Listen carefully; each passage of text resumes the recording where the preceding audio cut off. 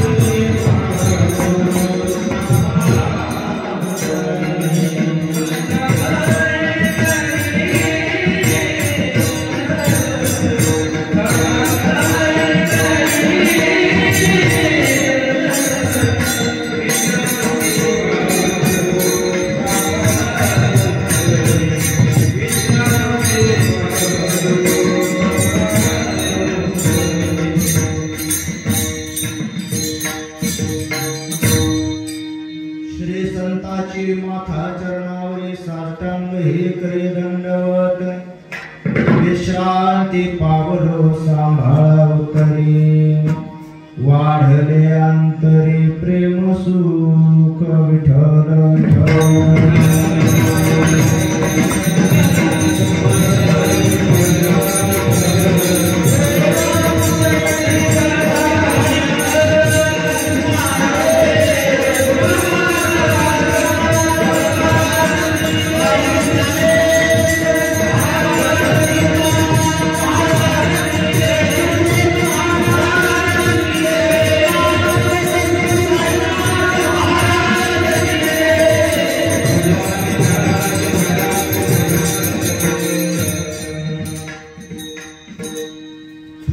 संगती झाल्यामुळे निश्चिंती नाही देखिले ते मिळे भोग सुखाचे सोहळे प्रस्तुत प्राप्त प्रसंगी प्राप्त स्थळी कीर्तन रूपी सेवेकरिता निवडलेला अभंग विश्वमान्य विश्वभूषण विश्वाधिकार चिन्मय स्वरूप असणारे अधिकार संपन्न साधू जगतवंदे जगद्गुरु देहुनिवासी संत हृदय सम्राट श्री संत तुकाराम महाराज यांचा चार चरणाचा आणि काल्याच्या प्रकरणातील आपण तुम्हा सज्जन मायबाप श्रोत्यांच्या सेवेकरिता निवडला विठ्ठल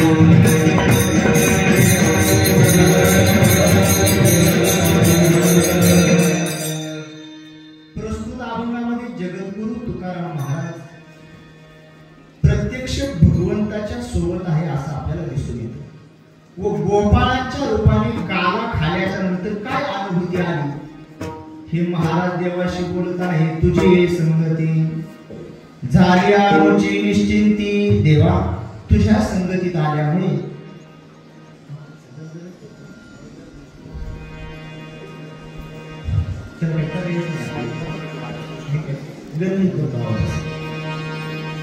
हरिओ हरिओ हरिओ गुंगला नाही पाहिजे आवाज तुम्हाला बाहेर येतो का आवाज व्यवस्थित हा तुम्हाला येतो का आवाज व्यवस्थित मॉनिटर इथे पण दिसते ना मॉनिटरला थोडासा कमी करायचं हॅलो हरिओ हरिओ हरिओ हरिओ प्रत्यक्ष भगवंताशी गोपाळ बोलत असताना देवाशी अनुवाद करत आहे तुझ्या संगतीमध्ये आल्यामुळे देवा आमची निश्चिंती झाली ती गोडवानी गुणच गेला त्याच्यात थोडासा एक दिला पण ती गुण आहे काय normally hello hello hello hello Hari Om. थोडासा हरि ओम. आता बरं वाटतं.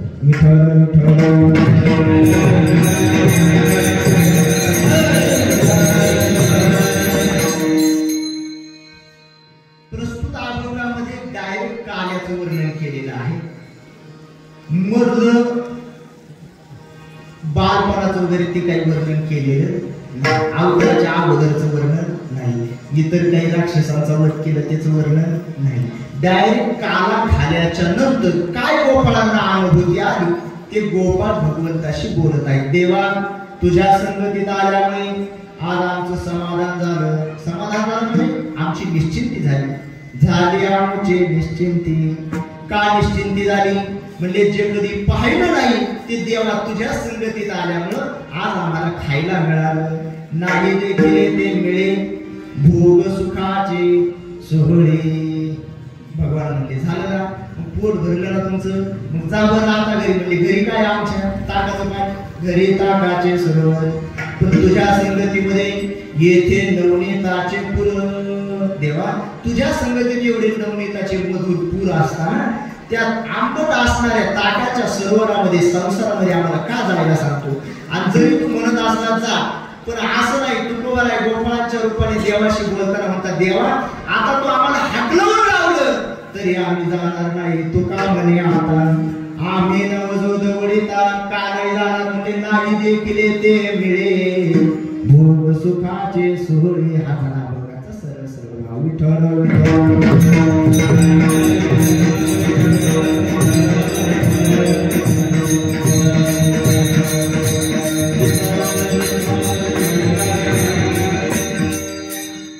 कार्यक्रमाचा परिहार द्यायचा तो म्हणजे असा. गेल्या 8 वर्षापासून मुक्काम वाळकी तालुका राहता या गावामध्ये सर्व तरुण मंडळी साई चरित्र पारायण सोहळ्याचं आयोजन करत आहे. हे 8वं वर्ष बरोबर ना. 8वं वर्ष हे असं आहे. आदरणीय गुरुवर्य रामगिरीजी महाराज यांचे या ठिकाणी कार्याचं कीर्तन होत असतं. परंतु महाराजांचं शेड्यूल थोडंसं बिजी असल्याने महाराज यावर्षी येऊ शकले नाही. परंतु त्यांच्या आशीर्वादाने मार्गदर्शनाने सुंदर असा पारायणाचा सोहळा चालू आहे. साई खिचडी परिवार तसेच भजनी मंडळ समस्त ग्रामस्थ बाळकी यांच्या सहकार्याने विशेष करून तरुण मंडळी याच्यामध्ये सहभाग घेत असतात. 25-30 तरुण या ठिकाणी पारायणाला बसलेले आहेत. आनंद वाटतो कारण परमार्थाच्या मार्गामध्ये तरुणांची संख्या कमी आहे बरोबर आहे. ज्येष्ठांची संख्या जास्त आहे पण तरुण वर्ग या परमार्थाच्या क्षेत्रामध्ये येतो याचा खरोखर अभिमान वाटतो. महाराज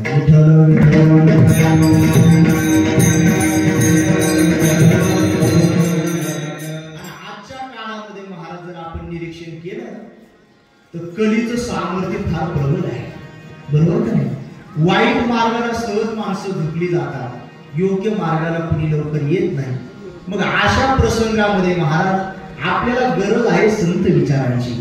आणि संतांचे विचार आपल्याला कळतील केव्हा जेव्हा आपण त्यांच्या चरित्रात डोकावून पाहू तेव्हाच कळतील.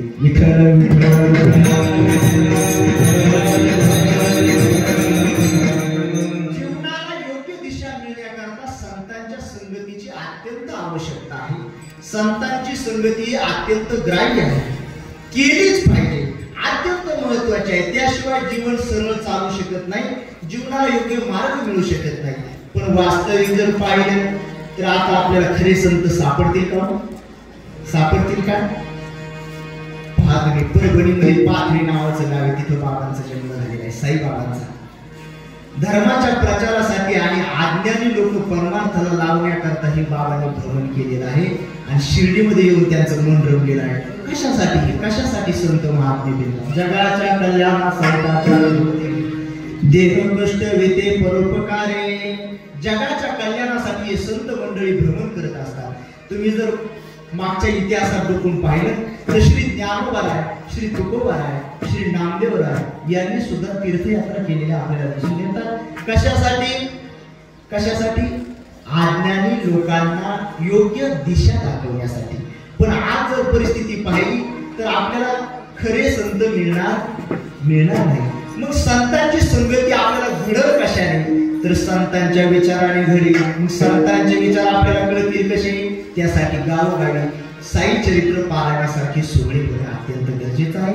आणि तुम्ही तरुण मंडळींनी ते मनावर घेतलं आणि तुम्ही हा सोहळा या ठिकाणी करत आहात. नक्कीच साईबाबांची भरभरून आशीर्वाद तुमच्या पाठीशी राहतील व राहो ही बाबांच्या चरणी प्रार्थना करतो.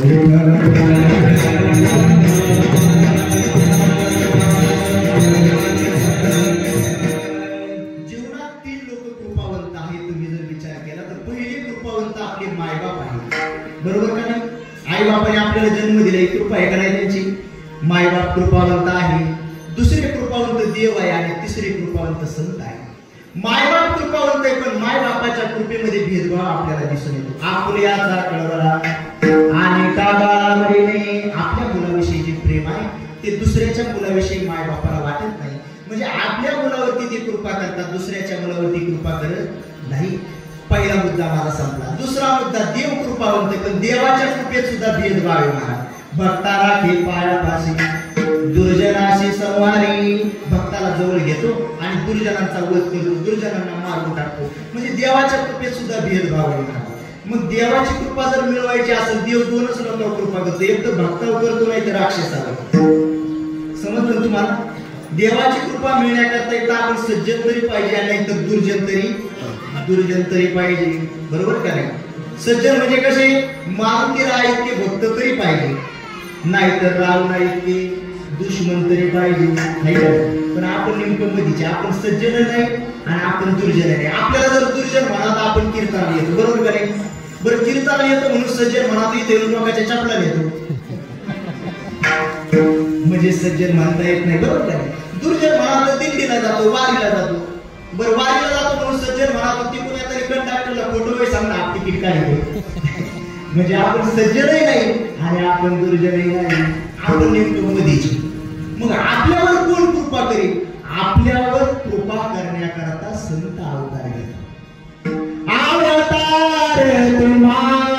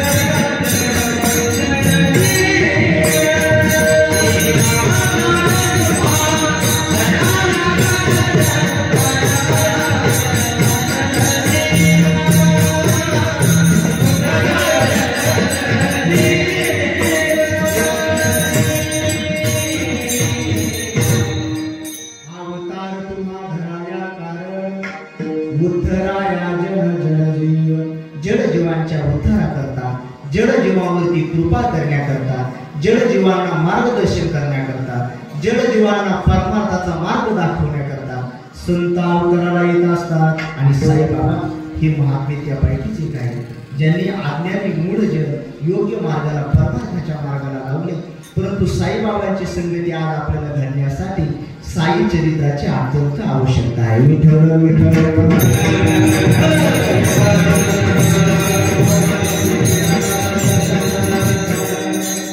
तुम्ही वारकीमधील सर्व तरुण मंडळी हा साई चरित्र पारायण सोहळा करत आहात. तुम्हाला द्यावे तितके धन्यवाद होते आहे. हा सोहळा तुमचा अखंड अविरतपणे चंद्र सूर्य असेपर्यंत चालत राहावी साईबाबांच्या चरणी पांडुरंगाच्या चरणी प्रार्थना करतो. व सालाबादप्रमाणे तुम्ही शेवट काळ्याचं कीर्तन करत असता. पूर्ण काही सप्ताहामध्ये कीर्तन झालेले नाही, परंतु तरी दहीहंडी तुम्ही बांधलेली असल्या कारणे वारकरी संप्रदायाच्या नियमाप्रमाणे काळ्याच्या प्रकरणातील अभंग सेवेसाठी विठ्ठल विठ्ठल.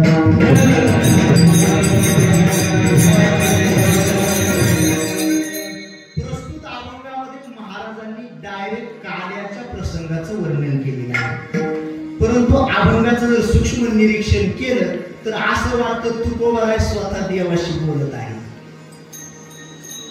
परंतु स्वतः देवाशी बोलण्यासाठी तुकोबराय तेव्हा होते का? मग ही शंका उद्भवते, बरोबर का? तेव्हा ते होते का? परंतु महाराज म्हणतात देवाने जेवढे काही अवतार घेतले प्रत्येक अवतारामध्ये आम्ही त्याच्या बरोबर आहे. जे जे झाले अवतार तुका त्यांचे बरोबर.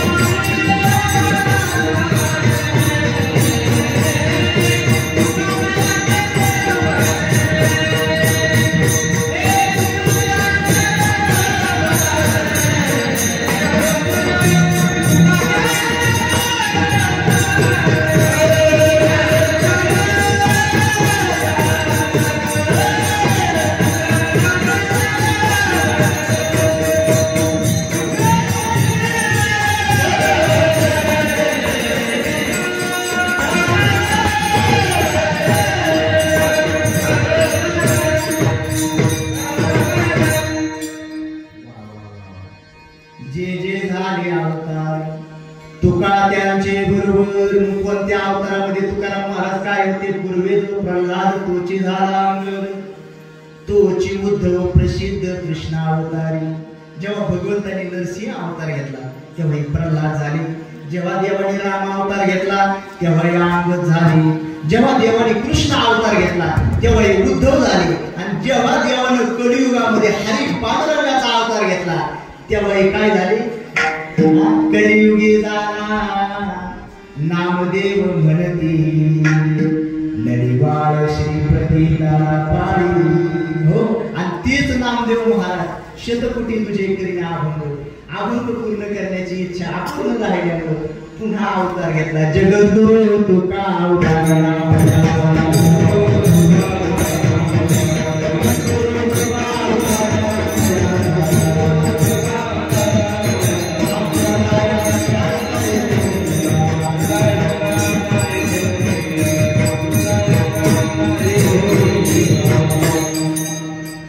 जगद्गुरु तुका अवतार नामयाचा संप्रदाय सकळांचा इथून या. हो, म्हणजे जे जे देवाने अवतार घेतले तुकोबराय त्या प्रत्येक अवतारामध्ये देवाच्या सोबत आहे. आणि जेव्हा भगवंताने कृष्ण अवतार घेतला तुकोबराय तेव्हा सुद्धा गोपाळाच्या रूपाने त्यांच्यामध्ये आहे. आणि संपूर्ण महाराज काळा खाल्याच्या नंतर काय अनुभूती आली, काय प्रचिती आली, महाराज ते व्यक्त करत आहे. डायरेक्ट काळ्याचा प्रसंग आहे, बालपणाचा बाकीचा कुठलाही प्रसंग याच्यामध्ये मी सुरुवातीला सांगितलं तुम्हाला आलेला नाही. भगवंताने सगळे सवंगडी गोळा केलेले, पेंद्या विट्या बोबड्या वाकड्या सुधाऱ्या सगळे सवंगडी गोळा केले आणि सर्वांना एकत्र करून देवाने विचारले, कारण आपल्या घरी एवढं दही दूध तूप लोणी सर्व भरभरून असताना मग तुम्ही अशी वाळूत का चालली? म्हणजे सरमाडलेल्या वगैरेसारखी, बरोबर आहे? सगळं घरी असताना तुम्ही का वाळूत चालले? गोपाळ म्हणले देवा आमच्या घरी सगळे दही आहे, दूध आहे, तूप आहे, लोणी सर्व आहे, पण आमची आई काय आम्हाला खाऊन देत नाही. सगळं डेअरीला जातं. कुठं जात होतं?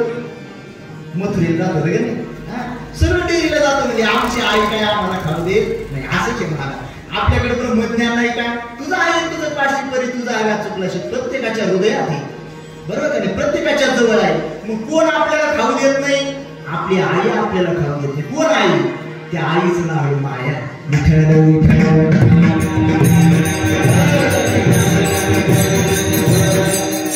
गोपाळ देवा आमची आई का आम्हाला खाऊ देत नाही. भगवान म्हणजे अशी खाऊन देत नाही ना, मग आता याला युक्ती करावी लागते. काय युक्ती करायची?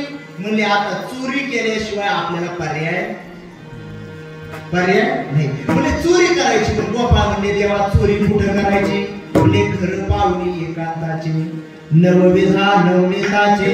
घर एकांताचं पाहिजे, नवविधा नवनीताचं म्हणजे ज्या ठिकाणी नवविधा प्रकारच्या भक्ती घडतात. श्रवणं कीर्तन विष्णू स्मरण पादसेवनम अर्चनम वंदनम दास्यम सख्य आत्मनिवेदनम, अशा नवविधा प्रकारच्या भक्त्या ज्या घडतात. आणि पहिला मुद्दा अत्यंत महत्वाचा आहे, ज्याच्या खाली अंडरलाईन करून घ्यायची, घर पाहुणी एकांताचे.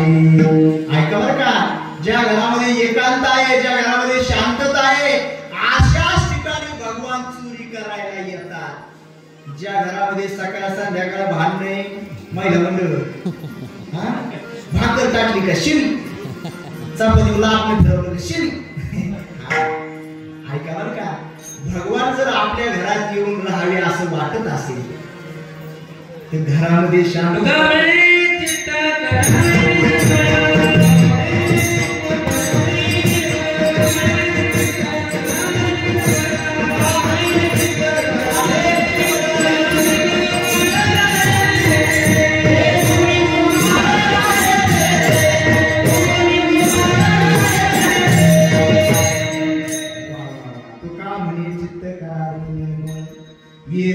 गोपाळ राहे ते चित्त निर्मळ करावं लागेल, चित्त शुद्ध करावं लागेल आणि एकांत घरामध्ये निर्माण करावा लागेल. कारण भगवंताला शांतता करावी लागेल. म्हणजे आमच्या घरात लक्ष्मी टिकत नाही. आता घरातल्या लक्ष्मीने आरडाओरडा केल्यावर लक्ष्मी कशी टिकत? होय, घरातल्या लक्ष्मीने जर आरडाओरडा केला तर भगवान येऊ शकत नाही. भगवान जर नाही आले तर त्याची बायको येईल का लक्ष्मी? कारण ती त्याला सोडून दुसरीकडे जात नाही. जिथं जिथं भगवान जातात तिथे तिथे लक्ष्मी माता येते. आणि भगवान जातात कुठं? घर पाहुणी एकांताचे. गोपाळ म्हणजे देवा तो मुद्दा संपला. पण चोरी करण्यासाठी काय काय साहित्य घ्यायचं आम्हाला सांग, कारण आम्ही काय अजून चोरी केलेली नाही. देवाने यादी लिहून घेतली, घ्या रे सामुद्री चोखर, खडे सराटे काठ्या. ऐका, खडे घ्या, सराटे घ्या, काठ्या घ्या, वस्त्रगाळ केलेली माती घ्या. गोपाळ म्हणजे देवा चोरी करायचं ऐकलं होतं, पण या असली सामग्री चोरी करायला लागते पहिल्यांदाच ऐकलं. खडे, काठ्या, सराटे, वस्त्रगाळ केलेली माती, ही कशासाठी? देवाने सांगितलं, अरे जेव्हा आपण चोरी करायला जाऊ तेव्हा मडकी कुठे लावलेले? शिंकी लावलेली, वरती लावलेले. आपले हात पुरणार नाही. मग काय करायचं? सगळे आपसवे खडे फेकायचे. ज्या मडक्यामध्ये काहीतरी दही दूध तूप लोणी भरलेलं असतं त्या मडक्याचा आवाज येईल भटकन. बरोबर, भटकन आवाज येईल. आणि ज्या मडक्यात काहीच नाही ती मडकं वाजून खण आलं काय तुमच्या? मग म्हणले जे मडकं भटकन वाजून त्या मडक्यामध्ये काहीतरी आहे समजायचं.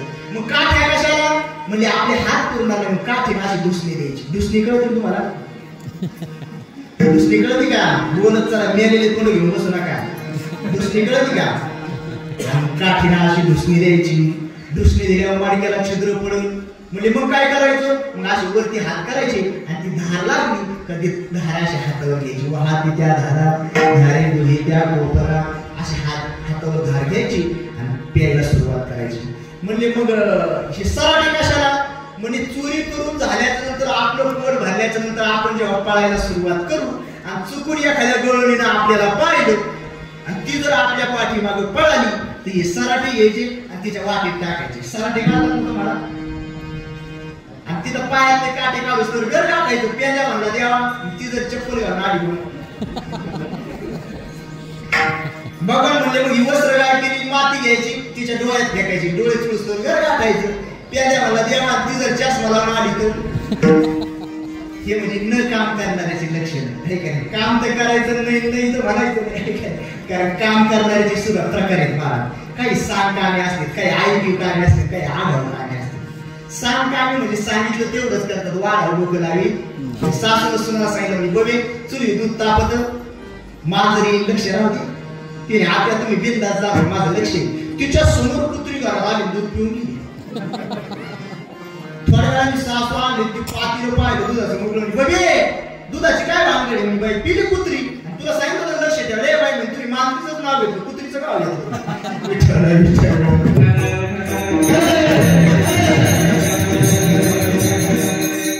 याला सांग काय म्हणतात? सांगितलं तेवढंच करायचं. वाघा डोकं लावलं नाही. काही पोराला सांगितलं सकाळचा ते तिथं आपली पाहुणे बसली त्याला चहा प्यायला ना मग तिथं कुत्रा असलं तर अरे बाबा त्यांचं कुत्र नाही असलं तर आणि मोकळं असलं तर धरलं तर बाप म्हणजे इथंच बरं आता काय होत ते फक्त ऐकतात काम करत नाही काही आगाव काम वाढव काम करते बापाने पोराला सांगितलं नाही जा रे राहत्याला जा आपली म्हातारी आजारी औषधाची बाटली घेऊन ये ती औषधाची बाटली आणायला गेलं औषधाची बाटली आली ना 2.5 मीटर पांढरे कापडे घेऊन आला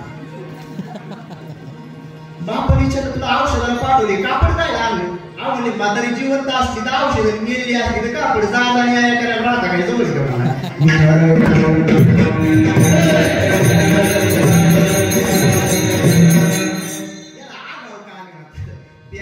चष्मा घालून आले तर चप्पल घालून आले तर भगवान म्हणजे बरं वाढा बोलू नका तुम्हाला जर पोटभर खायचं असेल समाधान होईपर्यंत खायचं असेल तर माझा ऐका कोणी कोणाशी न बोला आणि कसं चला हाळू हाळू चाला हाळू हाळू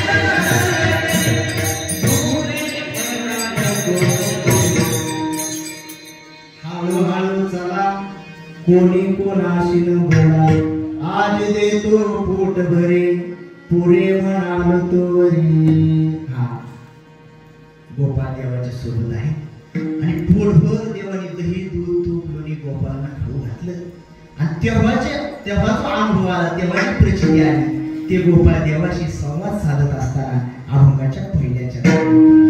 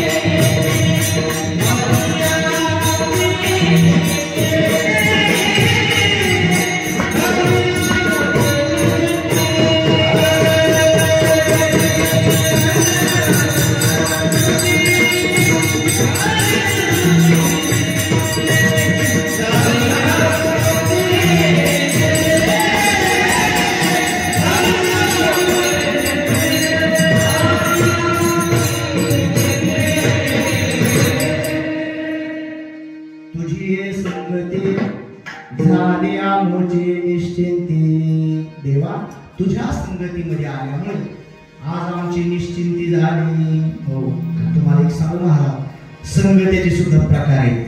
मग कोणाच्या संगतीत जायचं हे आपल्या हातामध्ये. काही कुसंगती आहे, काही विसंगती आहे, काही सत्संगती आहे.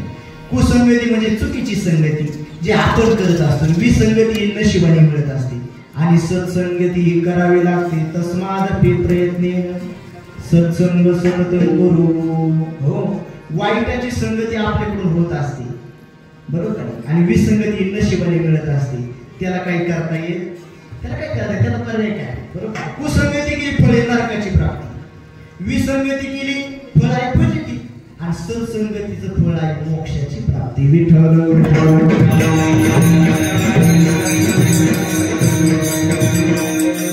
कठीण असणारा हिरा सुद्धा कुसंगतीमुळे भंगला जातो. महाराज, हिरा ठेविता वाचे मारिता जगनी, एवढा कठीण असणारा हिरा पण तरी सुद्धा ढेकुणाच्या संगी हिरा भंगला.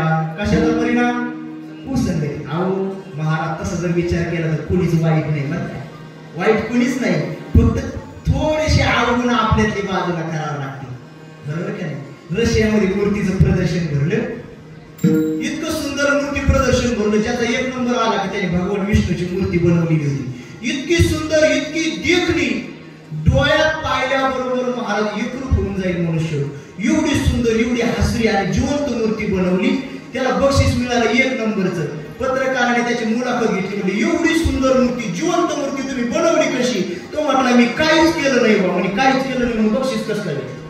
काहीतरी केलं असं की? म्हटलं मी काहीच केलं नाही, फक्त त्या दगडातला अनावश्यक भाग मी बाजूला केला. मूर्ती दगडातच होती. विठ्ठल विठ्ठल.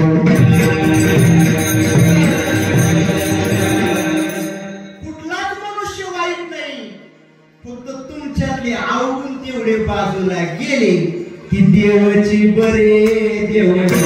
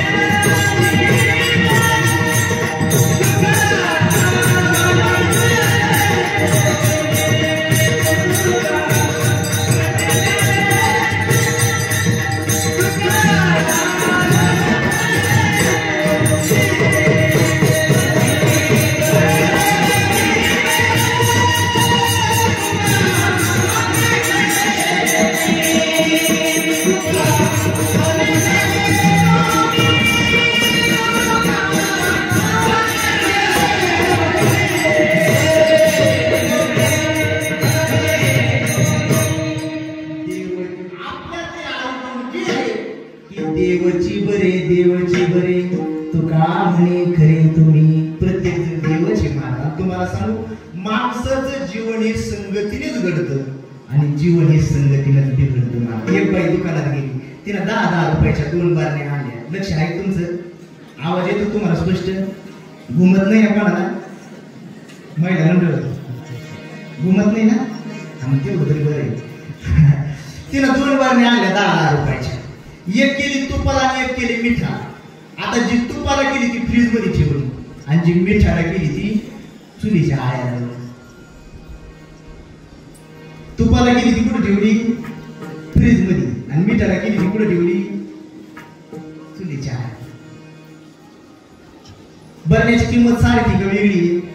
सारखीची, पण परिणाम पहा. जिनं तुपाची संगत केली ती फ्रीज मध्ये जाऊन बसली आणि जिनं मिठाची संगत केली ती चुलीच्या आळ्यात. तिला शेड लागला, तिचं तोंड झालं वाकडं.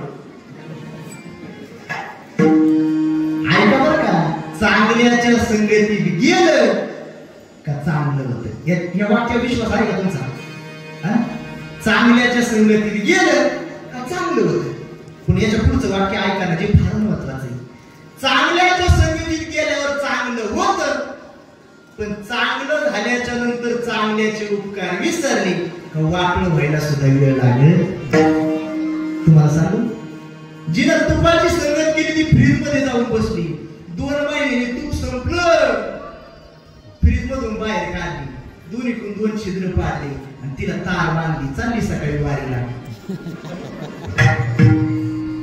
कशामुळे अवस्था? चांगल्याची संगत सोडल्यामुळे. विठ्ठल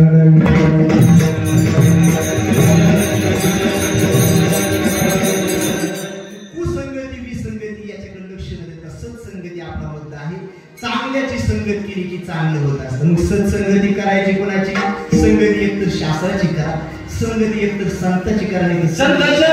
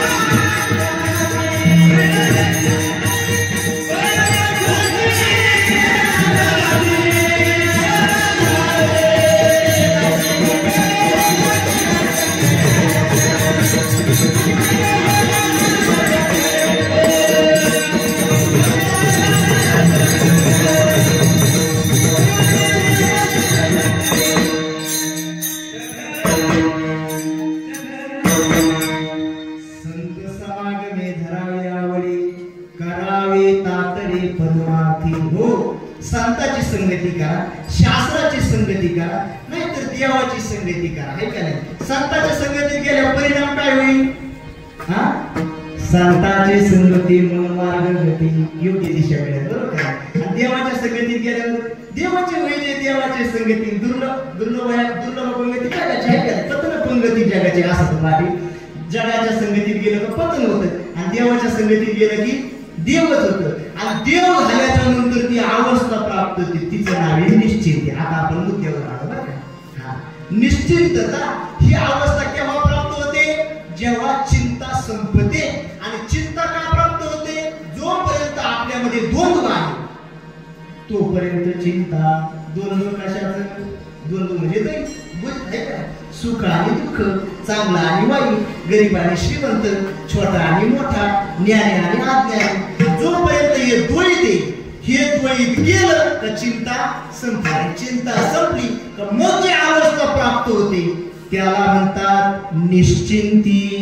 गोपाळ म्हणतात देवा तुझ्या संगतीत आल्यामुळे आम्हाला ती अवस्था प्राप्त झाली आमची निश्चिंती. देवा आता आमची निश्चिंती झाली. भगवान म्हणजे झालं ना, आता जा ना घरी. गोपाळ म्हणजे देवा आणि जे कधी आयुष्यात पाहिलं नाही ते आज आम्हाला इथे खायला मिळालं. आणि हे सुद्धा आम्ही कसं अभंगाच्या दुसऱ्याच्या नाही.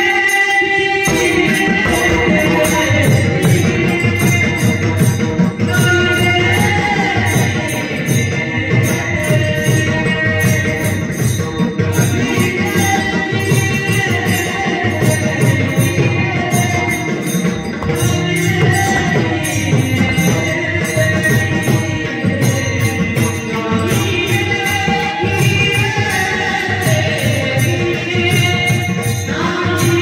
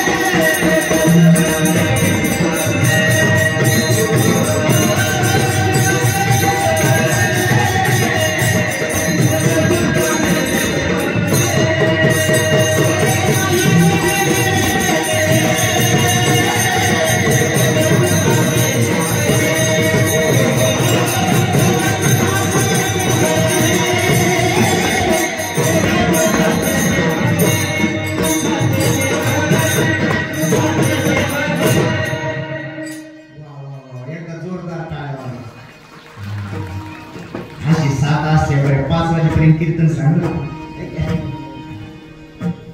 तुम्ही म्हणता तारीख नसेल तुला असं आपण जास्त सांगितलं लोक म्हणतात त्याला तारीख कमी असते कमी सांगितलं का म्हणतात त्याचं मटेरियल संपलं असं कीर्तन करावं तुम्हाला सोपं वाटतं वा गोड प्रमाण दिलं महाराजांनी नाही देखील येते भोग सुखाचे सोहळे देवा तुझ्या संगतीत आलो आणि जे आम्ही आयुष्यात कधी पाहिलं नाही ते आम्हाला खायला मिळालं लक्षात येतं तुमच्या अनेकांच्या संगतीत गेलो पण आमचं पोट तर नाही भरलं कधी पण फजिती मात्र आमची झाली अनेकाचे संगती बहु पावलो फजिती बरे केले नंदवाडी आवडीयाचे तोंड काळे देवा अनेकाच्या संगतीत गेलो पण आमची फजिती झाली पहा तुम्ही महाराज व्यवहारामध्ये जर तुम्ही पाहिलं अनेक लोक तुम्हाला मार्ग भटकवणारे भेटतील संतांसारखा योग्य दिशा दाखवणारा कोणी भेटणार नाही कोणी म्हणेल या मार्गाने जा तुम्हाला देव भेटेल कोणी म्हणतं त्या मार्गाने जा तुम्हाला देव भेटेल बरोबर का नाही पण महाराज म्हणतात तार्किकाचा टाका संग पांडुरंग स्मरारो कारण तर्के होती बहु वाटा नागवणे घटापटा तर्क वितर्काशी ठाव लगे सायाशी महाराज म्हणतात यांच्यापेक्षा वेळी बरी तार्किकांपेक्षा ही जी मार्ग भरकटवणार आहेत ना यांना तार्किक म्हणतात पण महाराज म्हणतात यांच्यापेक्षा वेळी माणसं बरी ते निदान तुम्हाला चुकीचा रस्ता दाखवणार नाही एक बरे वेळे बरी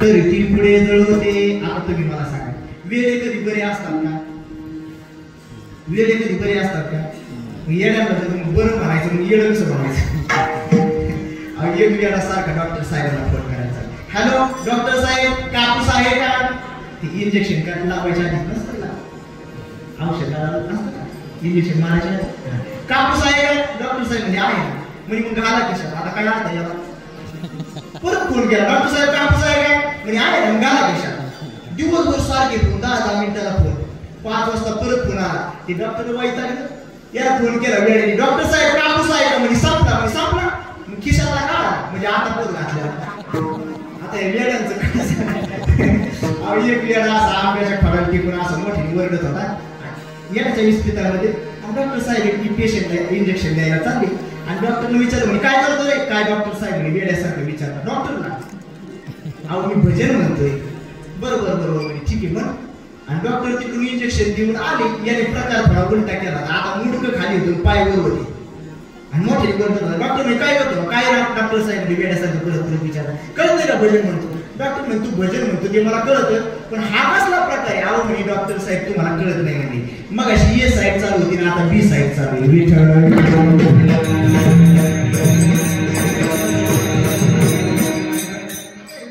काय सांगा वेडे कधी बरे नसतातच पण तू म्हणतात एक बरे वेडे बरे तर की पुढे जळवते वेड्यांच्या नादी लागवतात तार्किकाच्या नादी लागू नाही मार्ग भरकटवतात गोपाळ तेच म्हणजे देवा अनेकाच्या संगतीत गेलो पण आम्हाला काय खरंच समाधान मिळालं नाही खरं सुख मिळालं नाही आज तुझ्या संगतीत आल्यामुळे काय मिळालं आम्हाला भोग सुखाचे सोहळे भोग सुखाचे सोहळे सुखाचे सुद्धा प्रकारे ऐका बरं का तुम्ही उतरण लावायची पहिले घरामध्ये आजी मडक्याची उतरण राहायची ना आता डबी निघाली पहिले उतरणी राहायच्या मडक्या मुडकं अशी घराच्या एका कोपऱ्याला उतरण लावायची खाल्ल्या मडक्यात तुरीची डाळ त्याच्या वरच्या हरभऱ्याची डाळ मठाची डाळ मठ असं ते भरलेलं राहायचं बरोबर का नाही मग ते उतरणीचं सगळ्यात खालचं मडकं म्हणायचं संसाराचं सुख त्याच्यावरचं मडकं म्हणायचं स्वर्ग लोकाचं सुख त्याच्यावरचं मडकं म्हणायचं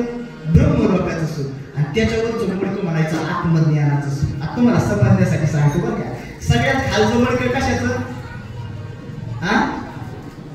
संसाराचं सुख आता संसाराचं सुख म्हणणं चुकीचं वाटतं कारण संसारात सुख आहे का ठाऊकच आहे संसार दुःखाचा आहे का नाही त्याच्यामुळे तिथं काही सुखाची व्याख्या लावू शकत नाही पण आपण समजण्यासाठी धरलं आपण त्याच्यावरचं मडकं कशाचं आजी स्वर्ग लोकांचं सुख पण स्वर्ग लोकांचं सुख कुठपर्यंत आहे जोपर्यंत पुण्य आहे का नाही जो पुण्याची पावती सवे चंद्रपराची उतरे मग येऊ लागली माघारी लोका हे स्वर्ग लोकांचं सुख आहे त्याच्यावरचं मडकं कशाचं ब्रह्म लोकांचं सुख पण आपल्याला माहिती ब्रह्मादिक पदे दुःखाची शिराणी ते तिथं धनी चढवली तिथं सुद्धा सुख नाही मग सुख कशाचे आत्मलाभासारखी गोमटे कायची न देखी ब्रह्मज्ञानासारखं सुख कशातच नाही आणि ब्रह्मज्ञानासारखं आत्मज्ञानासारखं श्रेष्ठ सुख दुसरं कुठलंच नाही आणि ते सुख महाराज म्हणतात आम्हाला देवाच्या संगतीत गेल्यामुळे मिळालं झाली आमची निश्चिंती हा निश्चिंती शब्दाचा अर्थ आहे नाही देखील ते मिळे भोग सुखाचे सोड भगवान की आता धरलं ना पोट मग जागा घरी गोपाळ म्हणजे देवा घरी काय आमच्या घरी ताकाचे सर येथे नवनीताचे पूर देवा असं नाही तू आम्हाला हाकलवून लावलं तरी सुद्धा आम्ही तुझी संगती सोडून जाणार नाही अभंगाच्या शेवटच्या चरणात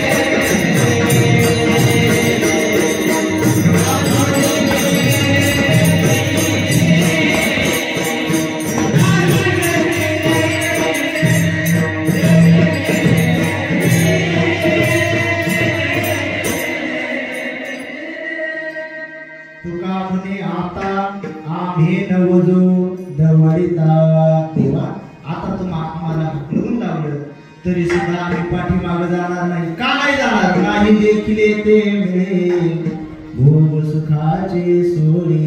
अतिशय धावत्या वेगामध्ये अभंग सोडवण्याचा प्रयत्न या ठिकाणी केलेला आहे. काळाचं कीर्तन असल्यामुळे भगवंताच्या चरित्राचा सुद्धा आपल्याला अगदी थोडक्यामध्ये विचार करायचा आहे. त्यायोगे थोडीशी घाई झालेली आहे. तरी सुद्धा काल्याचं भगवंताचं चरित्र सांगण्याच्या अगोदर एकदा सर्वांनी गोड असं भजन करायचं आहे. विठोबा रघुमाई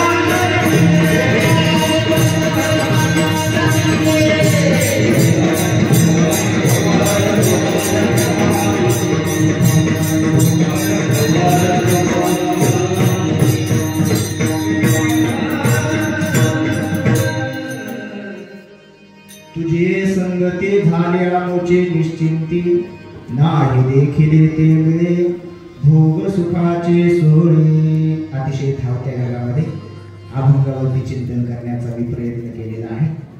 भगवंताच्या चरित्राचा अगदी थोडक्यात विचार आपल्याला आता करायचा आहे. एकदम पूर्वीपासूनचं चरित्र सांगण्याची आवश्यकता नाही. आता एक काळाचा प्रसंग सांगितलेला आहे. पण भगवंताच्या चरित्राचा विचार करत असताना महाराज नेमकं देवाच्या कुठल्या चरित्राचा विचार करायचा हे फार महत्वाचा मुद्दा आहे. आणि देवाच्या चरित्राचा फक्त विचार करायचा, उच्चार करायचा की आचार करायचा या सुद्धा शंका याच्यामध्ये आहे. बरोबर का? आचार करायचा नाही, फक्त उच्चार करायचा.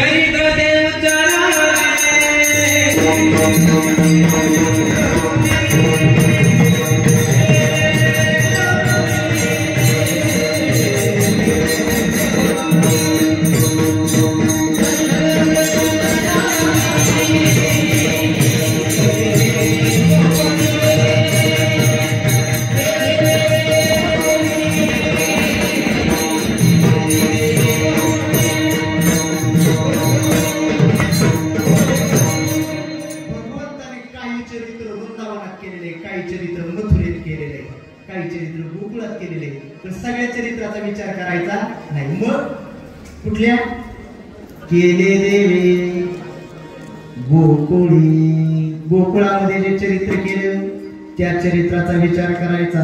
ऐका बरं का, पण भगवंताच्या चरित्राचा विचार करत असताना लक्षात घ्यायचा, वाच्यार्थ घ्यायचा नाही. वाच्यार्थाने जर अर्थ घेतला तर योग्य अर्थ भगवंताच्या चरित्राचा लागू शकत नाही. वाच्यार्थ लक्षार्थ तुम्हाला कळतो का? तुम्हाला वाच्यार्थ लक्षार्थ सांगतो एका मिनिटामध्ये. असं केळाच्या गाड्यावाला रस्त्याच्या कडेला बसला होता. एक जण केळं घ्यायला गेला. म्हणजे मामा कसे दिले केळं? म्हणे 50 रुपयाची 12. म्हणे काही कमी नाही का? म्हणे 10 घे. नाही कळलं?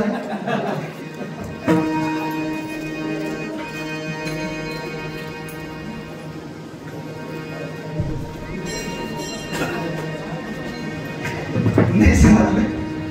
म्हणजे कसे दिले केळं म्हणजे 50 रुपयाचे 12 मी काही कमी नाही का म्हणजे 10 घे.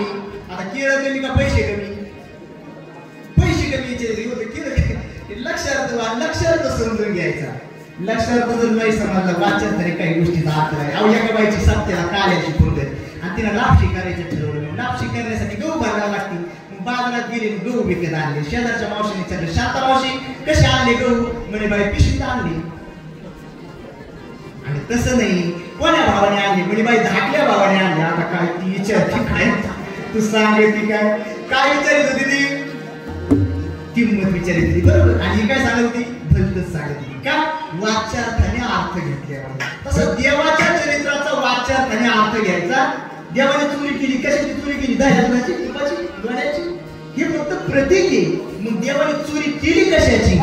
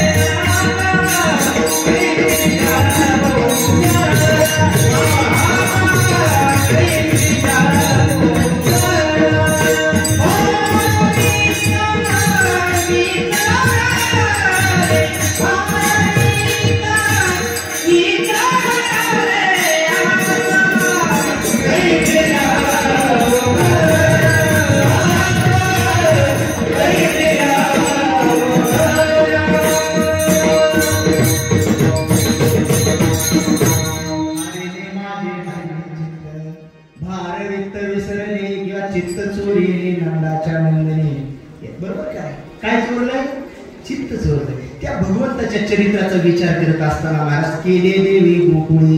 गोकुळाचे चरित्र भगवंताने केलं त्या चरित्राचा विचार करायचा. पण गोकुळातल्या सगळ्या चरित्राचा विचार करायचा का नाही.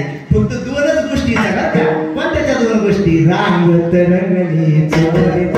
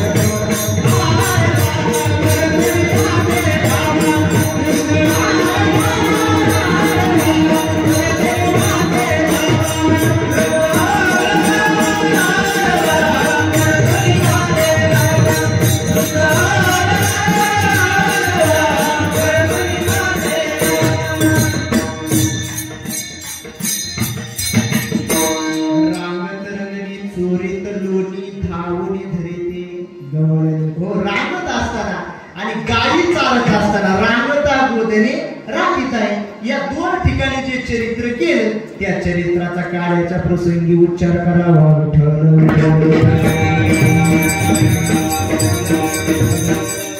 रागत असताना असंख्य प्रकारच्या चोऱ्या भगवंताने केलेल्या असंख्य प्रकारच्या खोड्या भगवंताने केल्या. त्यातले 1-2 खोड्या मी तुम्हाला प्रसंग सांगणार आहे. असे थंडीचे दिवस होते आणि सासूना अशा 2-2 रागा पांघरून झोपल्या होत्या. आणि रात्री भगवान आले काय दही दूध तूप लोणी खायचं निघून जायचं काही गरज आहे का बाकीची काहीच गरज नाही. दही दूध तूप खाल्लं तो खरकट हात होता का ते सुनाच्या गावाला घुसून गेली. आणि सकाळच्या पारी झाडाला सुनबाई उठल्या. कारण पहिलं झाडाला कोण उठायचं मावशी आवाज असा फ्रेश करा हॅलो स्पष्टता. हा पहिलं झाडाला कोण उठायचं हा सुना. आता कोण उठत आता कोणी उठवा आपल्याला काय करायचं आवाज जायचंय. काही नवऱ्याला मी उठवी दिला आता काय सांगायचं. सकाळी उठवी ते नवऱ्याला भांडी घासाया बसवी ते हात नाही घाले तर राखात बाई नवर माया काय सांग. आता पहिले ते सुना झाडायला उठायच्या, सुनबाई झाडायला उठली ती तुपाची बरणी पाहिली म्हणजे आते तुपाची बरणी तर मोकळी सासूने खाला असेल मांजरेल जाऊ तू घे झाड. तिनं झाडायला सुरुवात केली. थोड्या वेळाने सासूने तोंडावरची गोदडी खाली केली. उठली नाही बरं का, किती उजाडलं पाहिला आणि पाहिलं सुनाच्या गाला ते खरकटे दिसले. मग सासूचं काम हे असं कळून तर द्यायचं नाही, बोलल्याशिवाय राहायचं नाही. त्यांचं त्याला जमत ते आपल्याला जमू शकत नाही. आपलं आयुष्य संपण पण त्याच्या मागचं वर्णन काय आपल्याला कुठं त्यांचा डिप्लोमा झाला असं कसं तेवढा सुचत त्यांचं त्यांनाच माहिती. अहो एक गावात आम्ही सप्त्याला टाळ वाजवायला संस्थेत असताना आणि रोज त्या मावशीच्या दाराला जायचं मारुतीच्या मंदिराकडे. आणि एक दिवस ती मावशी म्हणते बाई 8 दिवस झाले दारावर नुसते ढवळे बोके शेतात. कसं त्याला सुचवतं त्या प्रसंगाला, कसं आठवतं पुढे त्यांनी अभ्यास केला त्यांचं त्यांना माहिती. म्हणजे सासूचं काम हे असं कळून तर द्यायचं नाही बोलल्याशिवाय. ते सुनाच्या गाला खरकट पाहिलं. सासून बोलायला तसं केलं. काय खरे बाई कुंपण शेत खाते, काय खरे बाई कुंपण शेत. सुन म्हणे आता रामाच्या राम पारत देवाचं नाव घ्यायचं तुम्ही घेऊन खडखड लावली. म्हणजे कोण म्हणतं तोच घालत तू म्हणजे कोण म्हणतं म्हणजे बघतोय गाला पळतच गेली आरशात पाहिला. आरशात पाहिलं तिच्या गाला खरकट. तिच्या लक्षात आलं असली खोडी संपूर्ण गावात कृष्ण सोडून दुसरं कोणी करू शकत नाही. पळतच गेली शेजारच्या मैत्रिणीकडे. अगं तुला काय माहिती का म्हणजे काय झालं. अगं त्या नंदाच्या कारखान्याने काय खायचं ते खायचं नाही, काय माझ्या बापाचं केलं असतं पण खात हात पाय गावालाच पुसला बाई. ते म्हणजे बाई तू राहू दे तरी गावाला पुसला माया सगळ्या जिल्ह्याला चोळलं. दोघी जरी तिसरी गेले. अरे तुला काय माहिती का नंदाच्या पोराने असं केलं. ते तुम्हाला दोघी जर राहू द्या माझा मुडकच उडवलंय तुपाच्याकडे. दुसरीला तिसरीला चौथी 12 जरी गवळणी तलवारच्या जमला आणि यशोदेच्या दारात गेला. यशोदे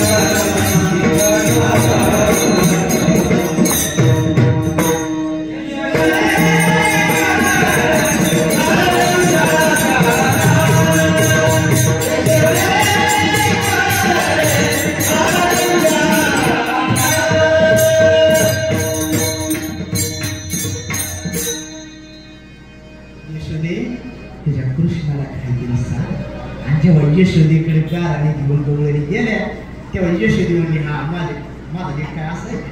यशोदाने गुन्हा मान्य केला नाही. 5 वर्षाचे माझे बाळ अंगणी गे माझ्या खेळ कालटकाची घेताळ गे गोकुळच्या नारी बाळ सगुण गुणाचे कानी बाळ दिसते रोजगारी काय सांगता गाराने गे गोकुळच्या नारी. हो यशोदेने गुन्हा मान्य केला नाही. कारण काय भारतीय संस्कृती असं तर असं बरं काय पण आजपर्यंत या संस्कृतीमध्ये कोणत्याच आईला आपल्या मुलाचा गुन्हा मान्य केलेला दिसत. शेजारची बाई जर झाडाला आली तिच्या मुलाला माझ्या मुलाची खोडी केली हा ती म्हणते माझा लेख काय असं आहे, माझा लेख कोणाच्या वाटत जात नाही, माझा लेख कोणाच्या नावात दगडच रचित नाही, माझा लेख कोणाच्या नावाला काहीच लागत नाही. म्हणजे आजपर्यंत कोणत्याच आईला आपल्या मुलाचा गुन्हा केलेला. कुठलीच आई म्हणली नाही की माझ्या लेकराची चुकी, आणि जी म्हणली असते ती त्याची आईच नाही मला. विठ्ठल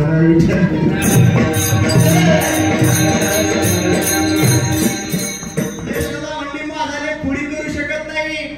गवळणी म्हणले ही काय ऐकायची नाही, आता आपणच धरायचा भांडायचा म्हणून. पाऊल वाटेने पाठीमागे नेले, एक म्हातारी भेटली. म्हणजे काय कुठे गेले म्हणे भांडायला. अगं म्हणे भांडायला असं जात असतात का? यशोदेने ऐकलं म्हणे ऐकलं नाही. अगं म्हणे एकाच वाक्यावर भांडायचं. जे ज्याचं ऐकत नाही ते त्याचं नाही. काही माणसं म्हणते माझं पोरग माझं ऐकत नाही, ते तुझं ते जेच तिने म्हणायचं. विठ्ठल विठ्ठल.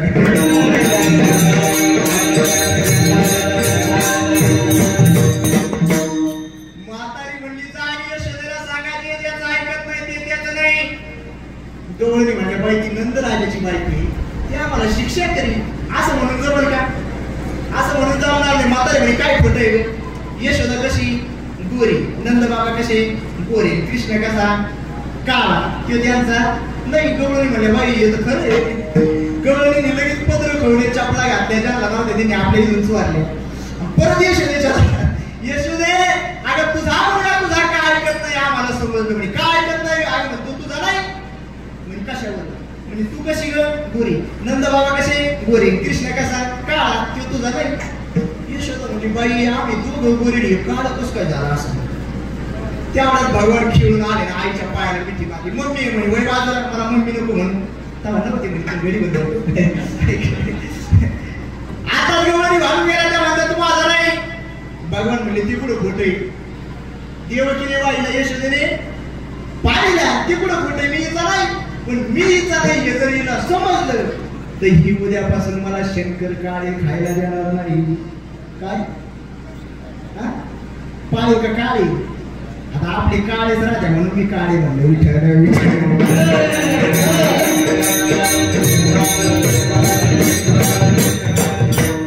यशोदेचे शंकर पाळे कसे असतील? तोंडात टाकल्याबरोबर विरघळत असतो. घरच्याच काही घरचं तुझं घरचं तू म्हणल्यावर आपले तोंडात टाकले का खडी होऊन गाडी गेल्यावर आवाज येतो. भगवान म्हणले मी हिचा नाही हे जर हिला समजलं ही उद्यापासून मला जीव लावणार नाही. मग काय करायचं? अगं आई गवळणी खोटं बोलतात, मी तुझाची. मग काळा का झाला? उत्तर प्रदेशचे एक साधू होऊन गेले. त्यांनी देव का काळा झाला याचे वेगवेगळे भाव प्रकट केलेले. ते काय अभंगन एक शेपट आहे पण फार गोड आहे महाराज. जरा इतना बता दे कान्हा तेरा रंग काला क्यों, तू काला होकर भी जग से निराला क्यों. त्याचे गोड असे भाव प्रकट केले. ऐका बरं का फार गोड. भगवान सांगतात मी का काळा झालो.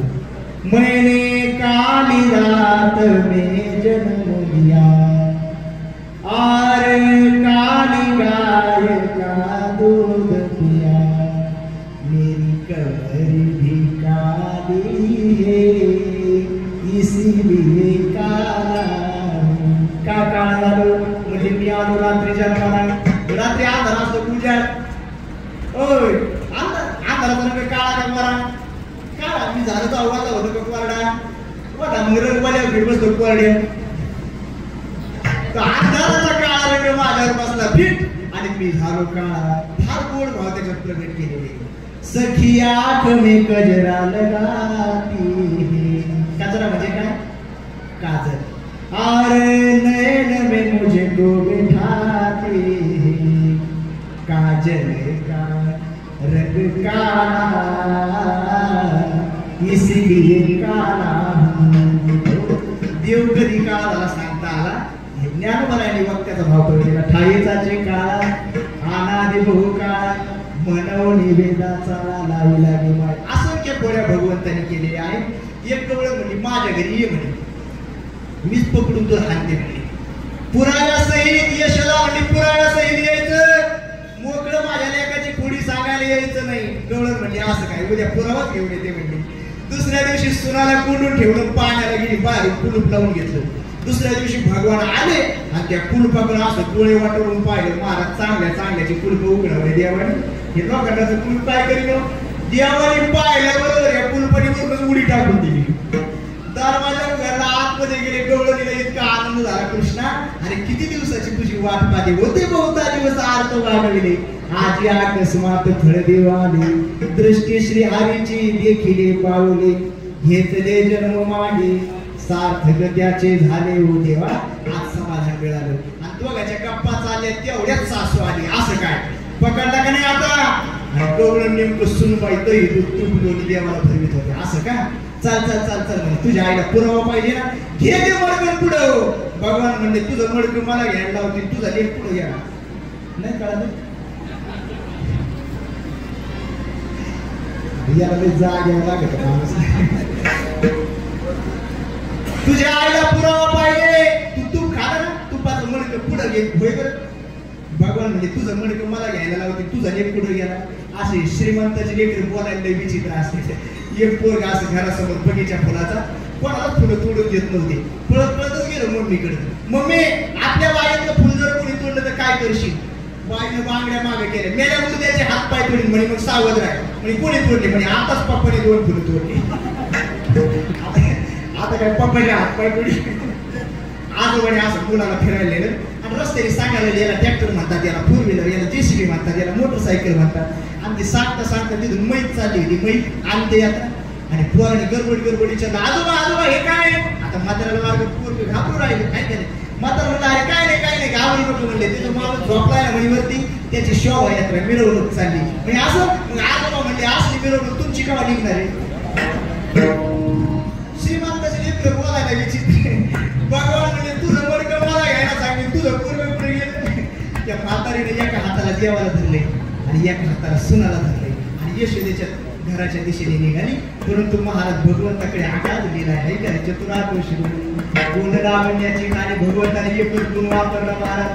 काही लोकांना त्याचा मुलगा दिसायचा, काही लोकांना भगवान दिसायची. एकादशी हारी एकादे असंख्य लीला भगवंताने केल्या. शेवटी यशोदा आईसाहेब कंटाळल्या. म्हणे आता तुम्ही घरी राहू काय उपयोग नाही. आता तुम्ही कुठे जा.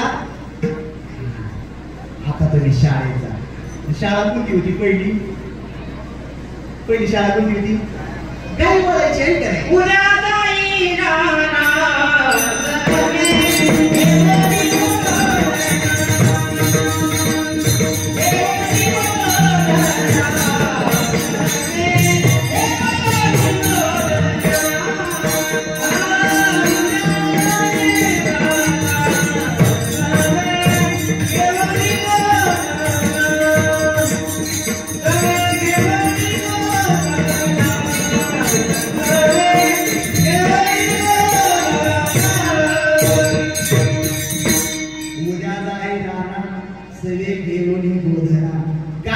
घेऊन भगवान गाई चालायला गेले आहे.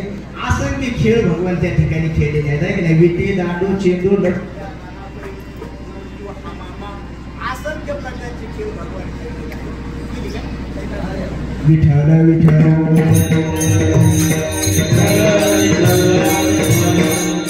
गाई चालायला गेल्याच्या नंतर वेगवेगळे खेळ भगवान खेळलेले आहेत आहे की नाही. विटी दांडू चेंडू लगोऱ्या नानापरी आहे की नाही. हुतू हा मामा सगळे खेळ. आता त्याच्यातलं एकच खेळ जिवंत आहे. त्याचं नाव काय. क्रिकेट. पहिले चेंडूपुरी म्हणायचे ना. आता काय म्हणत्या बॅट आली. तेव्हा किती लोक वेळी झाले महाराज त्या खेळापायी. पहा तुम्ही भारत पाकिस्तानची मॅच चालू असेल. भारत जर जिंकला त्या टीव्हीलाच हार घालते. आणि भारत जर हारला त्या टीव्हीवरच दगड घालते. एवढे लोक म्हणजे त्या खेळापायी इतकी वेळी झाले, पागल झालेत महाराज. अहो एकाला इतकी ती मॅच आवडत होती. ती मॅचच पाहत होती. तेवढ्या तिची म्हातारी मिळली. तिची बायको पळत आली. अहो आपली म्हातारी गेली ना. मग तू किती धाव केली. आता काय ती का खेळत होती का पळत. एवढं पण पागल होत नसतं महाराज. तेवढा एकच खेळ आता टिकला आहे. तिथं सुद्धा 2 गट होते महाराज. माझे गडी कोण कोण निवडा भिन्न यातून. बलराम दादाचा एक गट आणि भगवान गोपाळ कृष्णाचा एक गट. मग माझे गडी कोण कोण. मग देवाने कोणला घेतलं. घाबर्याच्या मोडा काड्या धाडा भ्याडा वरतिया. जे निर्भीड आहे न घाबरणार आहे त्यांनी माझ्या गटात या. आणि ज्याला भीती वाटते त्यांनी गायींची वळती हाणायला जा. आणि सर्व खेळ खेळल्याच्या नंतर एक जण म्हणला देवा आता लपाछपी खेळून लपंडाव. कोणता डाव. लपंडाव. पण त्याच्या समोर आला म्हणला देवा आता लपंडाव नको कुठलाच डाव नको म्हणले. कारण लपंडाव तुझ्यासोबत खेळता येईल का. देवासोबत लपाछपी खेळता येईल का. कृष्णा तुझं सगळे कैसे खेळू लपंडाई. अनंत लोचने तुझी देई देवा, तुला हजार डोळे, तुझ्यावर नाव आल्याच्या नंतर आम्ही कुठं जरी लपलो तरी तिथं तुला दिसणार आहे, कारण तुला हजारो डोळे आहे का नाही. लपोगिरी गवारे खडो कपाटी तव तेथे तुझे दिठी, डोंगर दऱ्यात आम्ही कुठं जरी जाऊन लपलो लोकांना वाटतं चार भिंतीच्या आत केलेलं पाप देवाला दिसत नाही. होय, देवाला दिसत नाही, देवाला सर्व दिसतं. महाराज पिते तुझं डोळे मिटून जात मांजराची, मणी चोरट्याच्या गारे भीती चांदण्याची. मांजर डोळे मिटून दूध पिते, तिला वाटतं मला कोणीच पाहत नाही, पण डोळे मांजराचे झाकलेले बाकीच्यांचे नाही. तसं देवापासून आपण किती लपवण्याचा प्रयत्न केला पण डोळे आपले झाकलेले देवाचे. आनंद लोचने तुझे देही, देवाला हजारो डोळे आहेत. पेऱ्या म्हणला देवा तुझ्या सोबत लपाछपी खेळायला जमणार नाही. बाकीचे म्हणजे देवा लपण डाव नको, आता कुठलाच डाव नको, म्हणजे आता भुका लागले, खांदे भार पोटी हो काय खेळायाचे सुख. एक जण म्हणला कृष्णा माझी आहे तशी पाय नाही तरी घरा जाय चोरून या माय नवनीता आणावी. माझी जशी शिदुरी आहे तशी आहे बाबा, पटत नसलं तर घरी जा आणि आईकडून लोण्याची गोळी घेऊन या, बरोबर का नाही. सगळ्याच्या शिदोऱ्या एकत्र केलेल्या आहेत महाराज, सगळ्याच्या शिदोऱ्या एकत्र केल्या. काय तो काल्याचा आनंद आहे महाराज. सगळे भगवंताने स्वतःच्या हाताने गोपाळांना काळा भरवलेला आहे. शिंकेला